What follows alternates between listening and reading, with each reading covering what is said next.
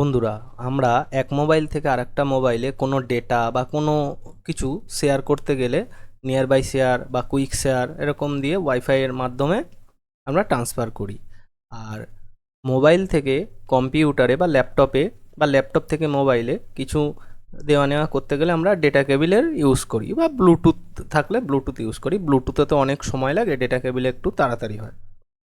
তো মনে করুন ডেটা কেবিল নেই, কিন্তু মোবাইল থেকে কিছু ডেটা কম্পিউটার বা ডেস্কটপে ট্রান্সফার করতে হবে বা ডেস্কটপ থেকে কোনো কিছু মোবাইলে নেবেন। সেক্ষেত্রে আমরা কিভাবে সেই ডেটাটা ট্রান্সফার করতে পারি আজ সেটাই দেখাবো।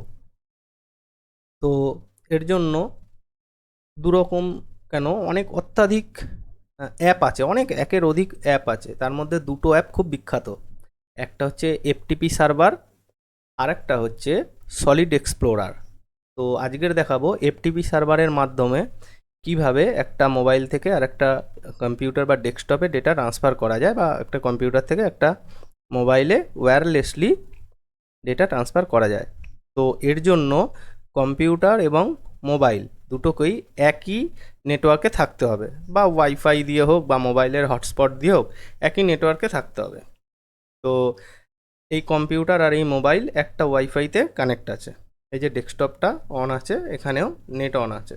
তো এই দুটো মোবাইল আর কম্পিউটার দুটোই একই নেটওয়ার্কে আছে, একই ওয়াইফাইয়ের সাথে কানেক্ট করা আছে। তো আজকের দেখাবো কিভাবে ডেস্কটপ থেকে এই কম্পিউটারে ডেস্কটপ থেকে আর একটা মোবাইলে বা এই কম্পিউটার থেকে এই মোবাইলটা, এটা একটা মোবাইল, এই মোবাইলে ডেটা ট্রান্সফার করা যায়।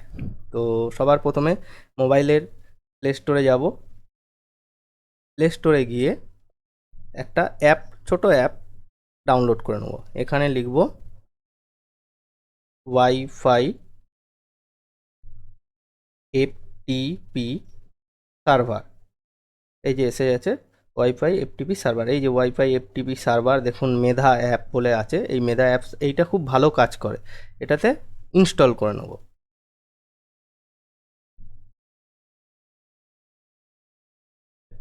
একটু সময় লাগবে ইনস্টল হতে। নেট এখন এখানে নেটের টাওয়ারটা ঠিকঠাক নেই, আজকের 4G চলছে, তাই জন্য একটু স্লো আছে। 5Gতে একটু বেশি স্পিড পাওয়া যায়, এটা তো ঠিকই। তো এটা ইনস্টলিং হয়ে যাক, হয়ে গেলে আপনাদের পুরো প্রসেস দেখাবো। এই যে এটা হয়ে গেছে, কেটে দেবো। আমি এখানে দেখাচ্ছি, এই যে নিচের দিকে দেখুন, এই যে অ্যাপটা, এই যে মাউস দিয়ে দেখাচ্ছি, এই ওয়াইফাই এফটিপি সার্ভার, এই অ্যাপটা এখন ইনস্টল করলাম। এবার এটা ওপেন করব। ওপেন করলাম, করার পর দেখুন এখানে যে স্টার্ট আর গেট প্রো ভার্সানের দরকার নেই, আমরা ফ্রি ভার্সানেই চালাবো। তো এই যে স্টার্ট, এতে ক্লিক করব। ক্লিক করার পর allow access to manage all files, এটাকে আমি ওকে করে দেবো। ওকে করে দিলাম। এবার একবার ব্যাক করব। ব্যাক করার পর এই কিউআর এসছে, এগুলো প্রত্যেকবার চেঞ্জ হয়ে যায়, তাই এইখানে যে আইপি আছে আমি আনইনস্টল করে দিলে এই আইপি দিয়ে আর আমাকে কেউ ট্রেস করতে পারবে না। তো সবসময় মনে রাখতে হবে যে সার্ভার ইউআরএল, এই যে লেখাটা আছে এইটার মাধ্যমে, এই আইপিটার মাধ্যমেই ওয়াইফাইতে আমরা একটার সাথে আরেকটা কানেক্ট করব। তো এটা এখন অন হয়ে গেছে, এই যে দেখুন wifi status enabled, IP address, এই যেখানে একটা আইপি অ্যাড্রেস দিয়েছে। তো আমাদের সার্ভার ইউআরএল এই যে যেটা, এইটাকে আমাদের কাজে লাগাতে হবে। এটা নিয়ে আসলাম সাইডে। এইবার আসবো ডেস্কটপে। ডেস্কটপে আসার পর দেখুন দিস পিসি, আমার এটা উইন্ডোজ 11 আছে। এইখানে গিয়ে দেখুন এই যত ড্রাইভ আছে, আপনার ড্রাইভের নিচে এখানটা ফাঁকা জায়গায় রাইট ক্লিক করবেন।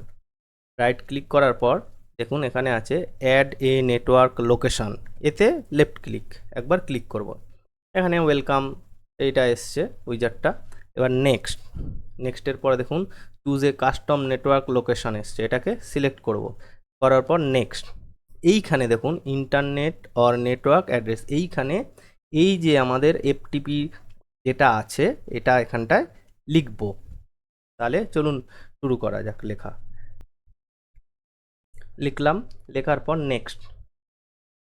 এনএনএস এখানে কিছু করার আর কিছু লেখার দরকার নেই, ইউজার নাম লেখা যেতে পারে, আমি কিছুই করলাম না, নেক্সট করে দিলাম। ফের next, open this network location when I click finish, finish করে দিলাম। দেখুন কেটে দিচ্ছি এটা, তাহলে বুঝতে পারবেন। এইখানটায় দেখুন একটা ফোল্ডার তৈরি হয়েছে, একটা আইপি দিয়ে একটা ফোল্ডার তৈরি হয়েছে। এই ফোল্ডারটা ডাবল ক্লিক করলাম, ওপেন করলাম, দেখুন পুরো এই যে আমার এই যে ফাইল ম্যানেজারটা আছে, এই ফাইল ম্যানেজারটা অটোমেটিক এখানে ওপেন হয়ে গেল। দেখুন এটা ডাবল ক্লিক করছি, এই ফোল্ডার এখন এটা কম্পিউটারে চলে এসছে বলে এটা এখন এখানে দেখা যাবে না।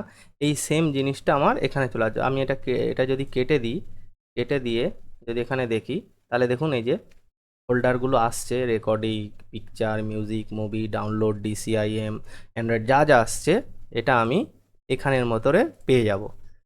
এই দেখুন অটোমেটিকলি সব চলে আসছে সব। এবার আমি এখান থেকে ধরুন এই ডাউনলোডে আমার কিছু এখান থেকে কিছু নেয়ার বা দেয়ার এখানটায় আমি কপি করতে পারবো, এটা এই ডেস্কটপ এখানে নিতে পারবো। এই দেখুন চলে এসছে ছবিটা, এই যে ছবিটা আমার এখানে চলে এসছে। আমি এখান থেকে যদি এই ছবিটা দেখি, দেখুন এই ছবিটা আমার এই ফোনের মধ্যে ছিল সেটা এখানে চলে এসছে। আমি এখান থেকে আবার মনে করুন এই ডাউনলোডের মধ্যে 4টে ফাইল আছে, আমি এখানে একটা কিছু ফাইল দেব, এখান থেকে কিছু একটা ফাইল আমি দেব, এই ফাইলটা এখানে নিয়ে এখানে দেব।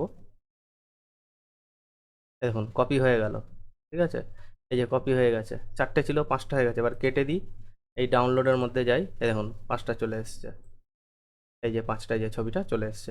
সুতরাং কত ইজিলি ডেটা ছাড়া, ডেটা কেবিল ছাড়া ডেটা ট্রান্সফার করা যায় ওয়্যারলেসলি, একদম একই নেটওয়ার্কের মধ্যে থাকলে। তো ইনফরমেশনটা যদি ভালো লাগে অবশ্যই লাইক দেবেন, ভালো লাগলে শেয়ার করবেন। ধন্যবাদ।